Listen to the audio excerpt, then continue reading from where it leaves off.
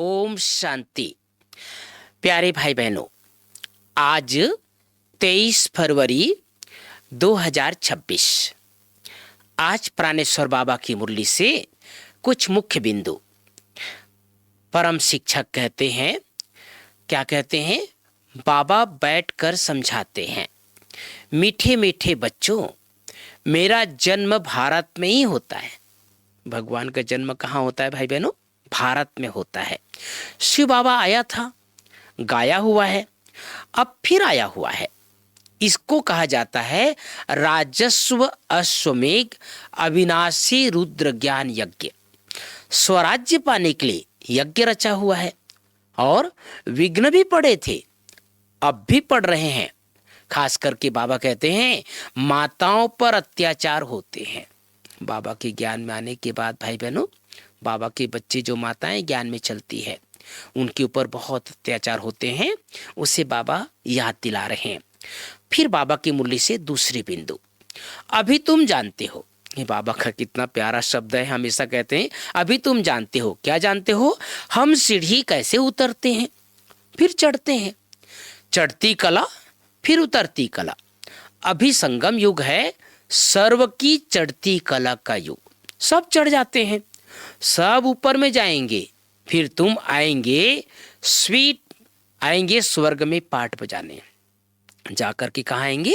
स्वर्ग में पाठ बजाने। और सतयुग में दूसरा कोई धर्म नहीं था, ऐसी दुनिया में आएंगे जहां एक सत धर्म होगा, आदि सनातन देवी देवता धर्म होगा। कल परसों बाबा ने मुरली में बोला था, अपने आदि सनातन देवता धर्म को भी याद करो, है ना। ये पहली बार मैंने बाबा की मुरली में शब्द सुना था, जिसे आज बाबा याद दिला रहे हैं। आज की मुरली से मुख्य मुख्य 5 बातें। गीत बजा है आखिर वह दिन आया आज। पहली बात, मीठे बच्चे, यह संगम युग है, चढ़ती कला का युग। इसमें सभी का भला होता है, इसलिए कहा जाता है चढ़ती कला तेरे भाने सर्व का भला। दूसरी बात, आज की मुरली में प्रश्न। बाबा सभी ब्राह्मण बच्चों को बहुत बहुत बधाइयां देते हैं। बाबा बधाई देते हैं, क्यों देते हैं? उत्तर है क्योंकि बाबा कहते हैं तुम मेरे बच्चे मनुष्य से देवता बनते हो, तुम अभी रावण की जंजीरों से छूटते हो, तुम स्वर्ग की राजाई पाते हो, पाशविद आनर बनते हो, मैं नहीं। इसलिए बाबा तुम्हें बहुत बहुत बधाइयां देते हैं। तुम आत्माएं पतंग हो, है ना। बाबा क्या करें? आत्माओं को पतंग हो, तुम्हारी डोर मेरे हाथ में है, मैं तुम्हें स्वर्ग का मालिक बनाता हूं। तीसरी बात, पाशविद आनर होने के लिए एक बाप को याद करना है, किसी भी देहधारी को नहीं। इन आंखों से जो कुछ भी दिखाई देता है उसे देखते हुए भी नहीं देखना है। हम अमरलोक की यात्रा पर जा रहे हैं, इसलिए मृत्यु लोक का कुछ भी याद ना रहे। इन कर्म इंद्रियों से कोई भी विकर्म ना हो, यह ध्यान रखना है। चौथी बात, आज प्यारे बाबा की मुरली में वरदान।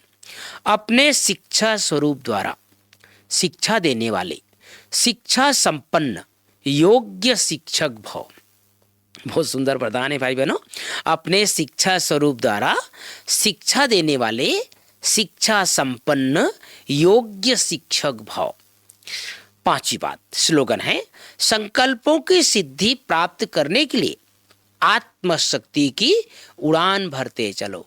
आज बाबा ने खास कहा कि मैं तुम्हारी डोर को संभाल के रखता हूं, तुम पतंग हो, है ना। अभी देखो यहाँ जो मकर संक्रांति के दिन पूरे भारत में और खास करके गुजरात में कितना पतंगबाजी होता है, पतंग उड़ाया जाता है। खास करके उसको देखने के लिए देश विदेश के लोग आते हैं। लेकिन आज बाबा ने कहा पतंग की डोर मेरे हाथ में है, तुम अपने डोर मुझे मेरे हाथ में दे दो।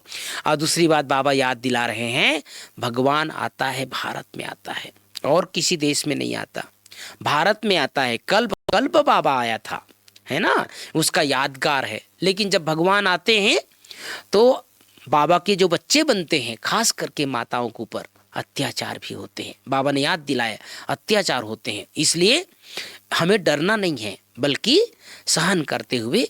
और बाबा ने खास कहा सीढ़ी कैसे उतरते हैं, और कैसे चढ़ते हैं, इसका सत्य ज्ञान संगम युग पर बाबा हमें देते हैं। उतरती कला और चढ़ती कला, इसलिए बाबा ने कहा तेरे भाने सबका भला।